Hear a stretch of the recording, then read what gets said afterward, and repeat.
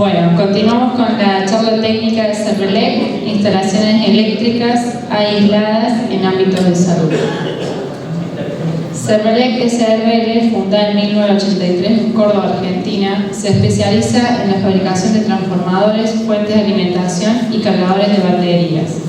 Desde 1992 ha incorporado tecnologías avanzadas como conversores de alta frecuencia y en 2003 bancos de baterías estacionarias.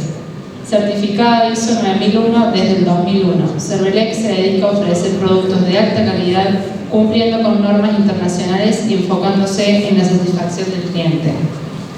Gerardo Bozano, ingeniero electricista electrónico, egresó de la Universidad Nacional de Córdoba, socio gerente de ingeniería y representante de la dirección ante el sistema de aseguramiento de la calidad según norma ISO 9001-2000. Perito técnico judicial del Poder Judicial de la provincia de Córdoba. Buenos días, muchas gracias por venir. Muy contentos, como dijo nuestra gentil presentadora. Mi nombre es Gerardo Bozano, soy ingeniero electricista electrónico, egresado de la Universidad Nacional de Córdoba. En este momento me desempeño como director de vinculación tecnológica y relaciones institucionales de nuestra empresa, Cervelec S.r.l., una empresa cordobesa que en este año está cumpliendo orgullosamente 40 años de vida. Hace aproximadamente más de 10 años nos dedicamos también a lo que son las instalaciones eléctricas en ámbitos hospitalarios, diseñando y produciendo productos para integrar la misma. Hoy el objetivo de esta charla, que va a durar, es cortita, 20-25 minutos, vamos a tratar de dar un pantallazo sobre la seguridad eléctrica en el ámbito hospitalario, que es un ámbito realmente de peligro ante una falla eléctrica que pueda afectar a las personas o a las instalaciones. Y vamos a tratar de dar algunas razones y métodos para mitigar esas fallas si ocurriesen, hacerlas menos frecuentes y menos letales, tanto para los pacientes fundamentalmente como para el personal médico actuante. Y lo vamos a hacer a través de los 3 por qué, porque es una forma más sencilla de ver este tema. Entonces, acá yo les voy a plantear los 3 por qué. ¿Por qué el primero? ¿Por qué es necesario usar redes aisladas en salas críticas hospitalarias? Y ya vamos a definir después a qué nos referimos en salas críticas hospitalarias. El segundo por qué usar un monitor por impedancia para vigilar esa red aislada IT. Y el tercero, por qué los tableros VITA, que es la oferta de productos de nuestra empresa, que la venimos a presentar aquí en el stand que tenemos aquí afuera al frente, porque nuestros tableros VITA son una solución integral para la instalación de redes hospitalarias. Voy aclarando que el tercer por qué solamente lo vamos a hacer una presentación por el alcance del tiempo que tenemos y seguramente ver el equipo y la descripción del equipo lo podemos hacer después sobre el tablero que trajimos. Bueno, vamos con el primer por qué. ¿Por qué es necesario usar redes aisladas en salas críticas hospitalarias?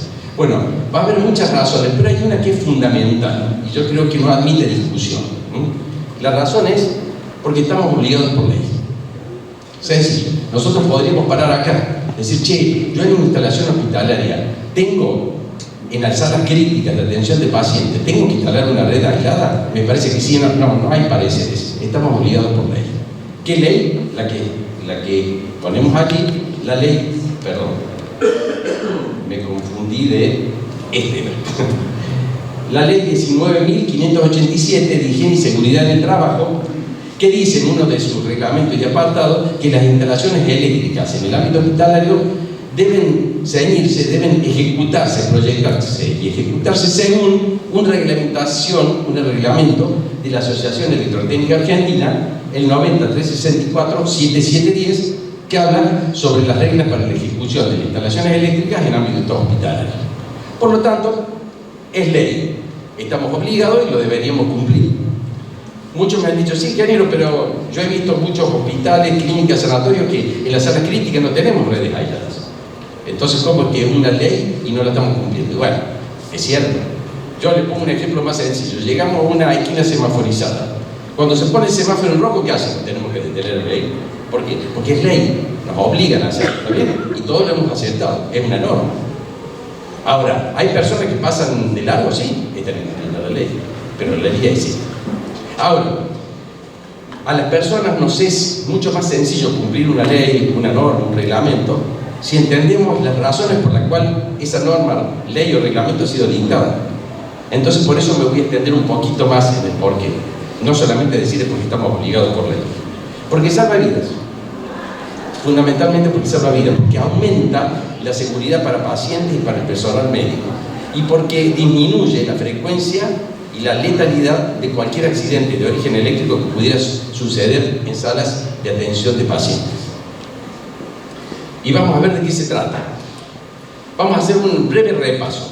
Una red convencional de distribución eléctrica, una red convencional, se realiza como la que tenemos en nuestros domicilios, en nuestras oficinas, en la fábrica, monofásica, por medio de dos conductores: el conductor de fase, o activo que le llamamos, y un conductor neutro o pasivo que está conectado rígidamente a tierra. Si a este circuito nosotros le conectamos una impedancia, una carga Z, se desarrolla ¿qué? Una corriente eléctrica, cuyo valor responde a la ley de Ohm, famosa, ¿no? La corriente es igual al cociente entre el voltaje de la fuente de energía, típicamente 220 volts, dividido en impedancia. Perfecto. Macanudo, esto es básico, pero es útil para recordarlo. La corriente eléctrica se desarrolla siempre sobre un circuito eléctrico cerrado. Bueno, ¿qué pasa ahora si en vez de la impedancia Z la cambiamos por la impedancia de un cuerpo, de una persona? Bueno, va a pasar lo mismo. Se desarrolla una corriente que va a pasar ahora a través del cuerpo de la persona, y es en este momento en que nosotros decimos tenemos el primer accidente de tipo eléctrico, bastante burdo, pero es para ejemplificar. Y lo llamamos macrochoque, lo llama la normativa macrochoque por contacto directo. La corriente que se desarrolla es numéricamente igual al voltaje dividido la impedancia del cuerpo. Pero no es necesario un accidente tan burdo como este, que voy a tomar los dos conductores de una red y los voy a tomar con la mano, por ejemplo. Es suficiente de que la persona tome contacto con el conductor activo en la fase y con otra parte del cuerpo esté de alguna manera conectado a tierra, a través de un zapato no aislado o tocando un elemento que está conectado a tierra o está a potencial de tierra. ¿Por qué? Porque en ese momento se desarrolla una corriente eléctrica. ¿Por qué? Porque el otro conductor de la distribución eléctrica de la red convencional, el neutro, está conectado a tierra, en el origen, en la fuente de energía. Por lo tanto, la corriente se desarrolla a través del cuerpo y a través de la tierra. No importa que esté lejos, cerca. Va a haber un camino de retorno y se produce lo que llamamos macrochoque por contacto directo. ¿Por qué le decimos macrochoque por contacto directo? Porque se desarrolla, esto es una definición de la norma, ¿no? Pero no nos vamos a detener tanto, pero se desarrolla a través del contacto de la piel, por eso le llamamos macrochoque. La piel es el elemento del cuerpo que ofrece mayor resistencia al paso de la corriente eléctrica. Pero ¿qué sucede en este otro caso? Pongamos un equipo electromédico ahora que está alimentado por la red convencional y tiene una falla de aislación interna que hace que parte de su cobertura o parte de alguna parte accesible de ese equipo haya tomado un voltaje de contacto, producto de que tiene una falla de aislación interna.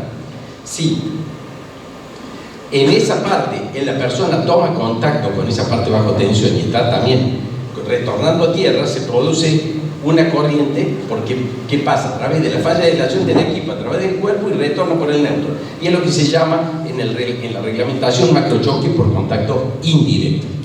Contacto directo sobre el conductor, sino sobre un elemento bajo tensión.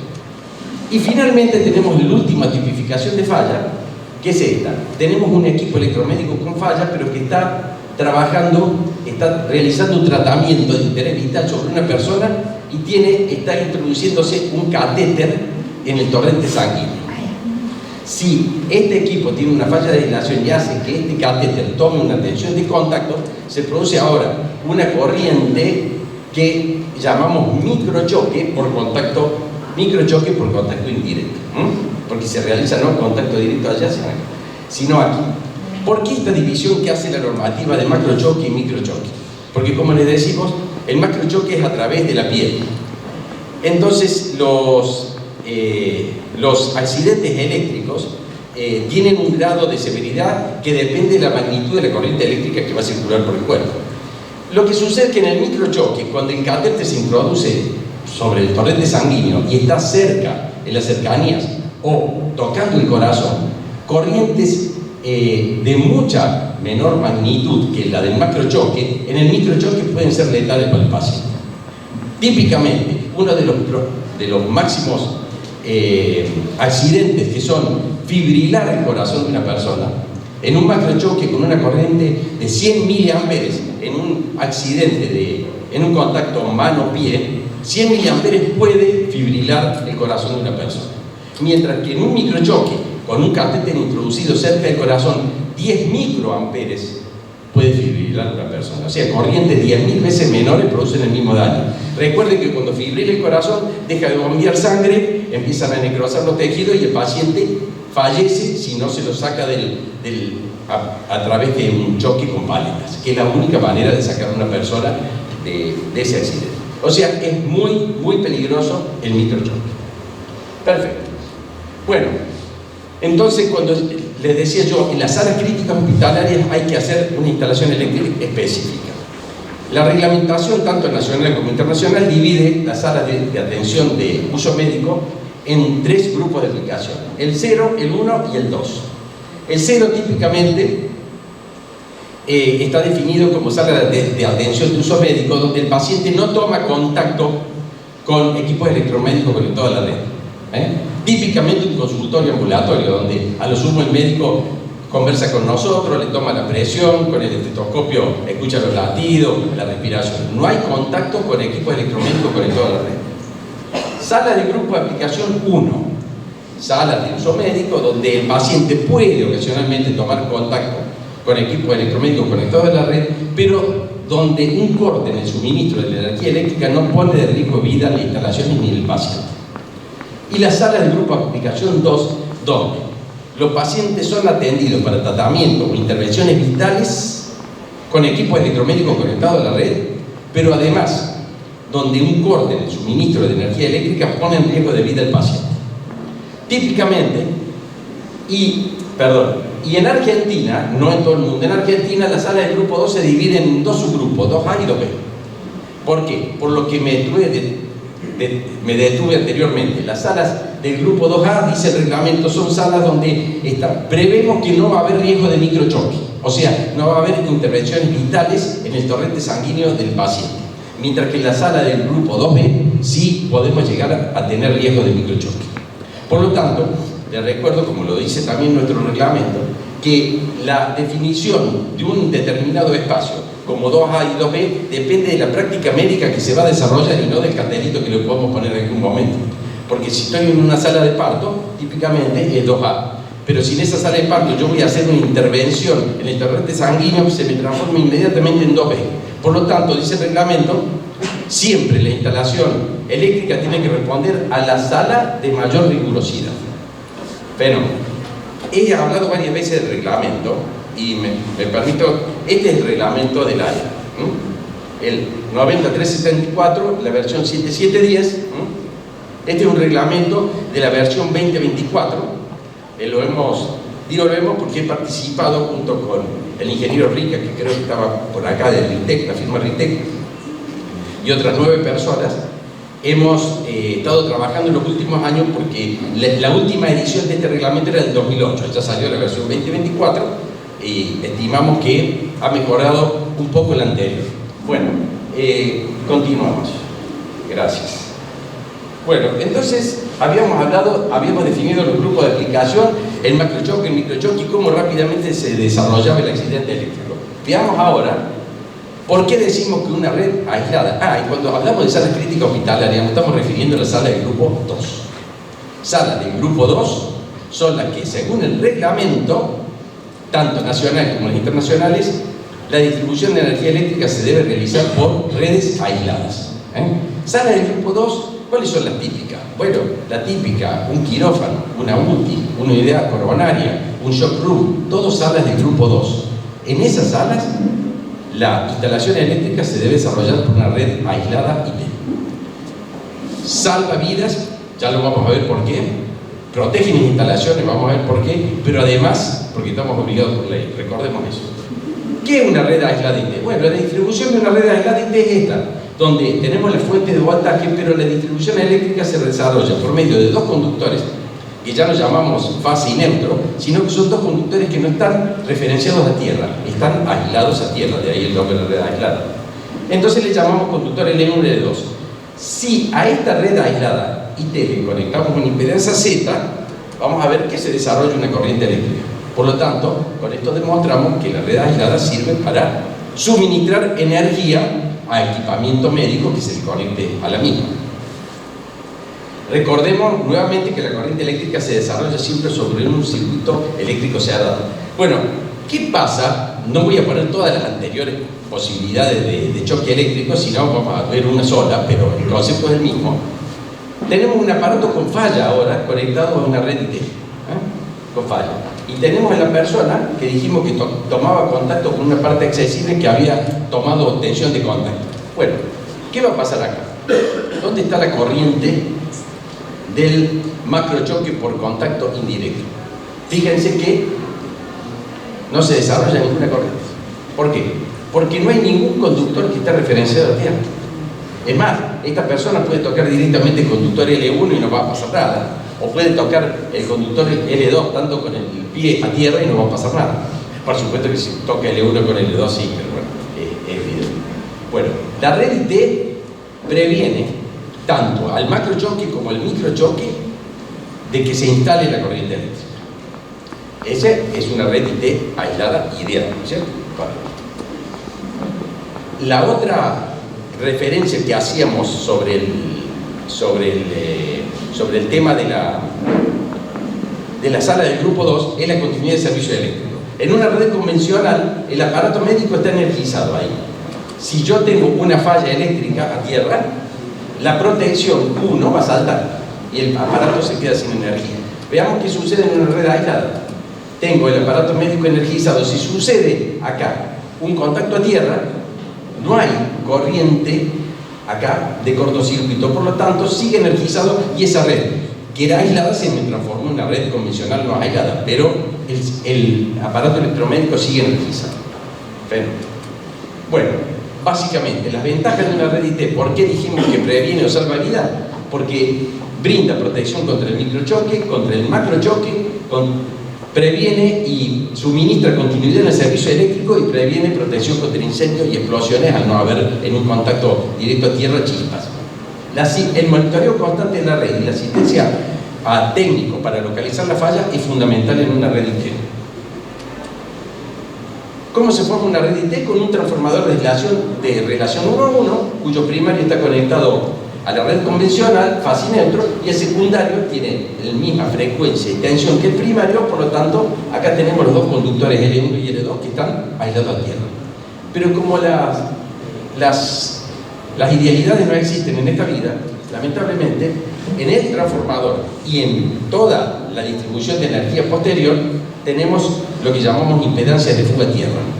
La impedancia de fuga a tierra, que deberían ser mantenidas lo más alto posible, son los que me definen una red aislada real y que me permiten, lamentablemente, que la corriente eléctrica que antes no retornaba de un conductor al otro a través de la tierra, ahora sí lo hacen a través de estos impedancias. Fíjense, voy a ir ahora muy rápido. Acá tengo una red aislada real, ¿no? Aquí está la persona tocando el conductor L1 con un retorno a tierra.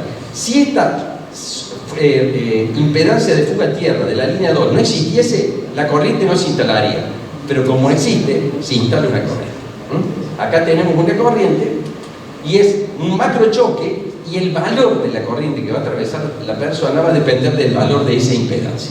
Por lo tanto, el criterio es que nosotros en una red aislada real tenemos que vigilar constantemente la red para saber qué tan aislada está. Por supuesto, en un equipo electromédico con fallas para un microchoque va a pasar exactamente lo mismo. Bien, toda la instalación de la red va a tener esta fuga, y son fugas de tipo resistivas y son fugas de tipo capacitivas. Rápidamente voy a pasar acá porque me queda muy poco tiempo, pero ese es todo el tiempo que me queda, si no. Porque estamos sonados, bueno. Porque viste esa cosa roja ahí. Bueno, vamos rápidamente a la segunda. ¿Por qué debemos usar monitores por impedancia para la vigilancia de la red IT aisladas? Porque existen dos tipos de monitores, los resistivos y los por impedancia. Los resistivos solamente miden los retornos a tierra, la resistencia de fuga a tierra de carácter resistivo, galvánicos, pero no mide las pérdidas que se ocasionan por las capacidades parásitas, mientras que los por impedancia sí. Entonces, ¿cuál es la razón de usar monitores por impedancia? Nosotros como empresa decimos, porque la fuga resistiva y capacitiva no se mantienen constantes en instalación eléctrica.